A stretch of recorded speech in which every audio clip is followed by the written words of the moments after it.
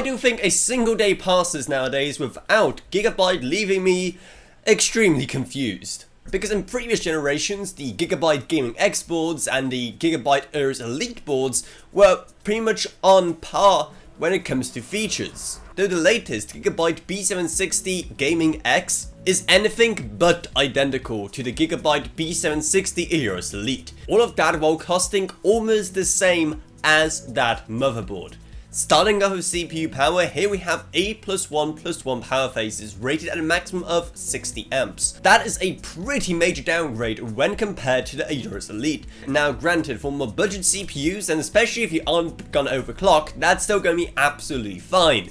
But especially seeing how you can get some pretty excellent boards when it comes to power delivery for that price, it is still kind of disappointing. In terms of PC expansion, both motherboards have 3 full physical 16x slots, and just like the Aorus Elite, here you have 3 M.2 slots, with all of them running at PC Gen 4. And also, just like that board, you get 4 SATA connectors. Which, again, I still think that 6 should be the standard, but also at the same time, I can see it's pretty much becoming a pattern on these more budget B760 motherboards. But the rear I/O is another thing that has also received a pretty major downgrade, with just a mere 7 USB Type-A ports, and the singular included USB Type-C port only operates at 5 gigabits per second. At least the rest of the rear I/O is pretty standard, with both integrated HDMI and DisplayPort, 2.5 gig Ethernet, Wi-Fi 6E, and 6 audio jacks. No. Wait, am I seeing that correctly? I think I need to clean my glasses. No. That's 6? That's 6 audio jacks. That is 6 audio jacks on the Gigabyte motherboard. After I got on their case so much for including just 2 audio jacks and optical SPDIF, or just 3 audio jacks on most of the current gen motherboards, all of a sudden they decide to give 6 to one of the most budget ones in their entire Intel lineup for this generation. Where on earth is the sense in that? Like, yeah, congrats, that is a pretty major improvement, and I like to think that I personally made Gigabyte change their minds when it comes to the audio options at the back. But what took you so long? Anyway, is this motherboard worth getting?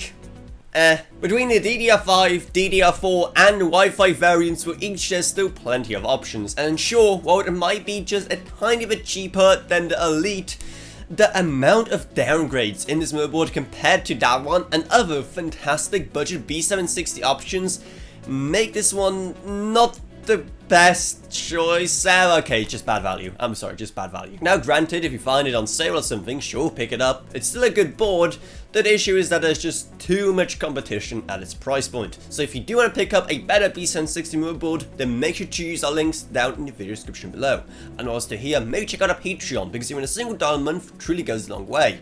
I'd also like to thank my existing patrons, Gavin Burns, Ryan, OKB, Jason Rage, Ella Ronyak, Badash Welcome, Max Sumner, Shane Allcroft, Lansby, Jesse Hubman, and Shannon Odgun. Down there, you're just going to find our merch store, our Discord server, and our social media links as well. But anyway, that's what it's. I hope you enjoyed this video.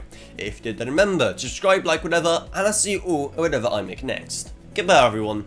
Goodbye.